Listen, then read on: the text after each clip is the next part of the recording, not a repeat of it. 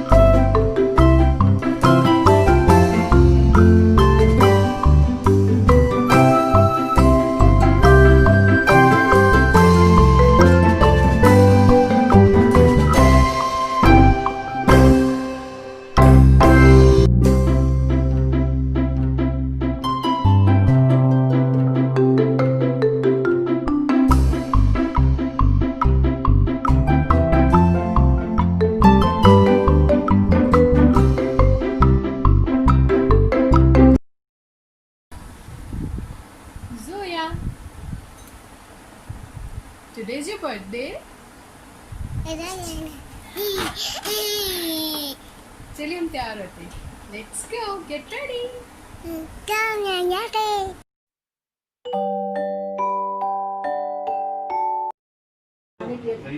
चलो भाई.